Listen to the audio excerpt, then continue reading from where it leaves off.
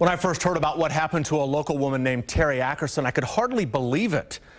But the story you're about to see is true, every unbelievable part of it. Here's tonight's Faces of Kansas City.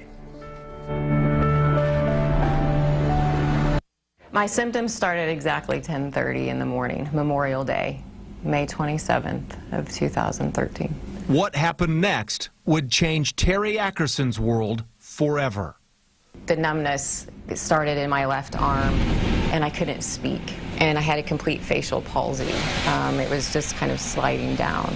Teri and her son Parker were driving home from Starbucks when the unthinkable happened. He said, "Mom, you're having a stroke." I shook my head yes.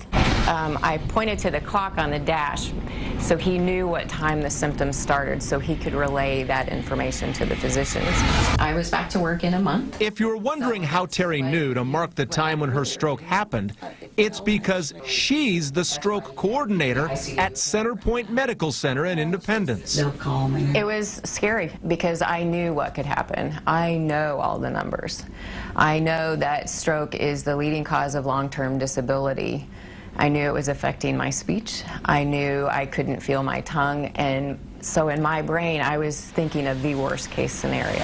Ironically, the horrible episode that shook her to her core now enables her to build a special bond with people who are desperate for help. When I work with patients now in that acute stage of stroke, the fear that I see in them, I know is the fear that I had in my eyes too. And there's no bargaining with that.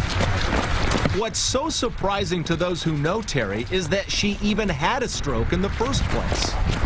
I'm very healthy. I've taken very good care of myself. And as a nurse, you're a caregiver. You worry about everyone else. So I didn't think that it would happen to me. She says 80% of all strokes are preventable. I want to try with mine. Okay, you ready? But because of a previously undetected heart defect, hers was not. Still, I think you're good, Teri. It would not break her spirit. She remains the perfect patient during rehab. She ran 12 miles just 12 days after her stroke. Even more remarkable, just 3 months later, she ran a marathon this summer in Duluth, Minnesota. And I don't really think it hit me until about mile 25.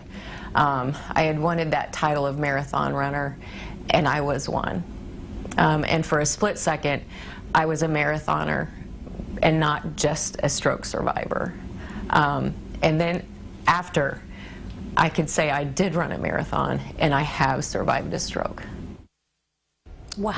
She has an incredible story. She is Superwoman. She is, and to do that so quickly after having a stroke. Yeah, it's incredible. She is amazing. You know, one more thing. Teri wants our viewers to know the sudden signs of strokes. Remember the acronym FAST. That stands for face drooping, arm weakness, speech difficulty, and then the T stands for time to call 911. Well, it can help a lot of people.